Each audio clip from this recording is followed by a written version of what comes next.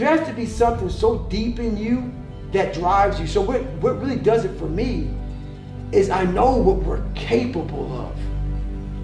And I know that most human beings aren't willing to go where I am. And that's a very, very dangerous thing. I'm not saying I'm better than anybody else. Everybody has this talent. It's not a talent.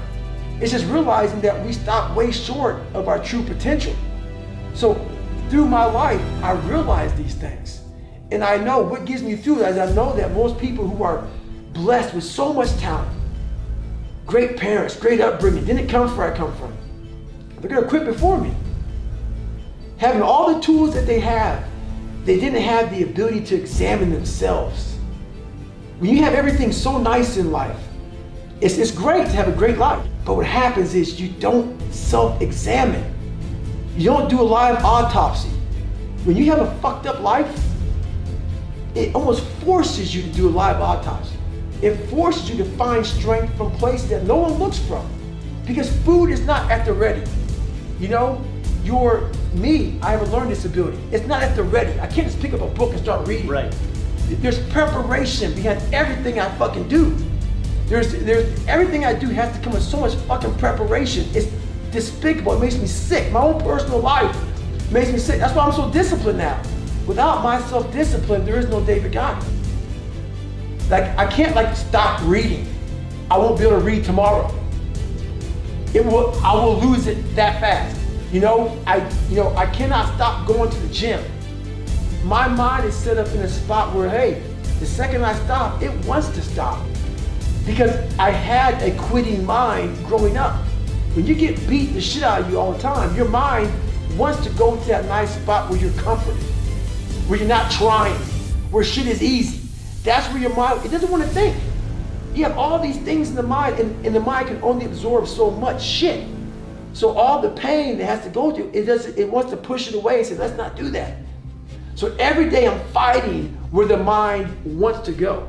So it's a constant evolution, man. It's how you look at it. And I looked at my shit was, this is the perfect training ground to being a man. You know, a lot of people, like I was talking about taking the path of least resistance. I believe in life you must earn the right to be called a man. And a lot of people do not think the way I do, and that's fine. I'm not asking to be David Goggins. Trust me, it's a hard fucking road to hoe. Not fun all the time. But the thing about it is, you have to look, I looked at my hardships as challenges. Once I got over the pity party, because I went through that phase. I'm a normal human being. But I realized that got me exactly where I was at, even worse. As I looked at those challenges the way most people do, woe is me. Why the fuck can't I get a break? Why? I wish I was better. I wish my parents were better. I wish I had a better education. I wish this, I wish that. They have all these wish sandwiches. I started realizing, how can I fucking figure out how this shit can fucking work for me? So the one thing we don't do is when we're in that dark place is a great learning environment. If you can sit back in a dark place and find quiet to just think, there's so much power in your failures, in your in your suffering. Because why? You're still alive. You're still fucking here.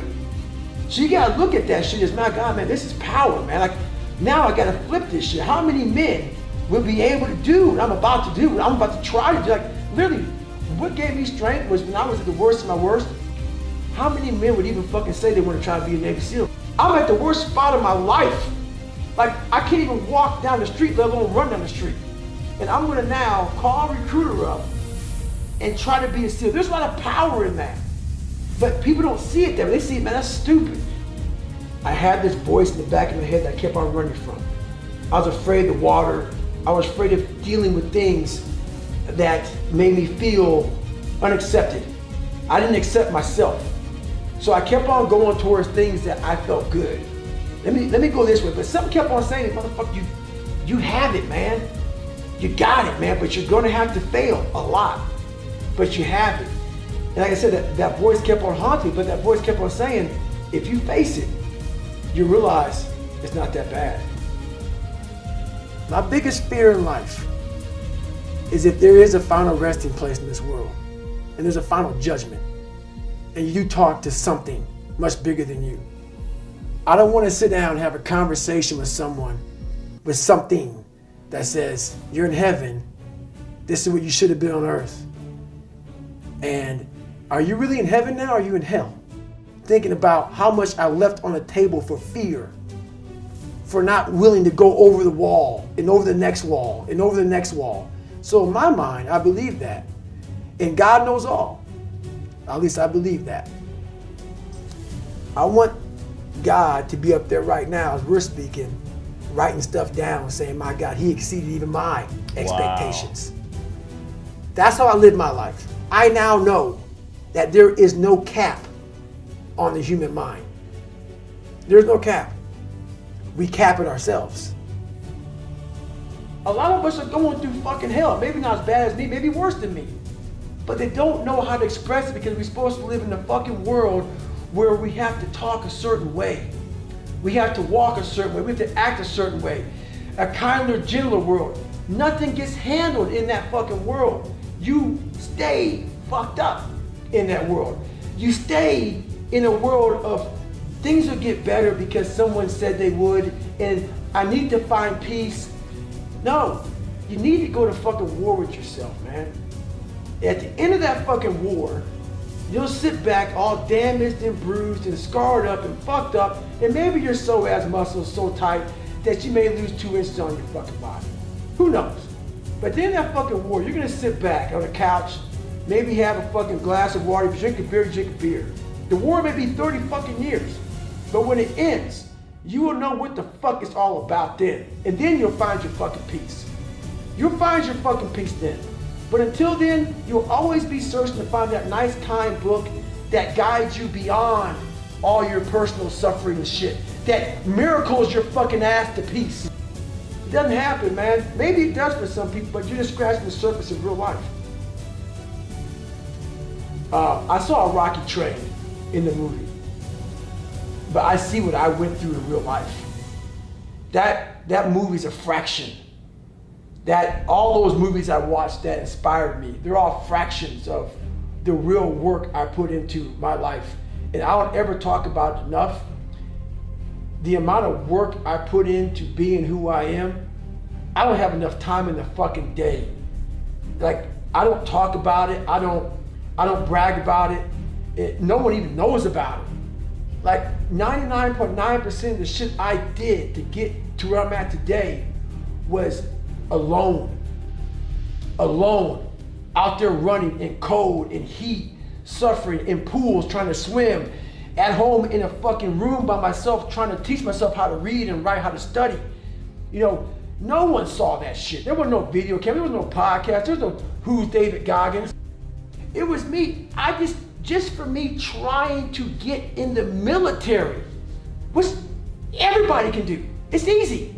Just trying to learn how to read and write was something that blows Rocky away. So all these different challenges I've been through in my life, I've easily, you know, I don't look at that movie the same way because I'm proud of what I created, but I'm more proud I created it without an audience, without a cheering squad, without someone like, you know, like you run the Boston Marathon and people love that race. They run so fast because for 26.2 miles, there's a motherfucker just, come on man, you got it, you can do it. You know who you are when there's no motherfucker out there when you're running.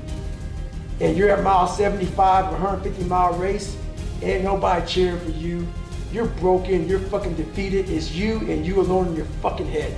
And I stayed that way for the better part of 30 fucking years, trying to figure this shit out. And once you figure it out, you look at everybody, hey, so you're all broken now. You know, is that how you want to be? Yep.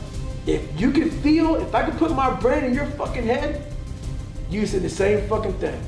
You would no longer think I was fucking crazy. You no longer think I was sadistic. You realize, motherfucker, this guy found it.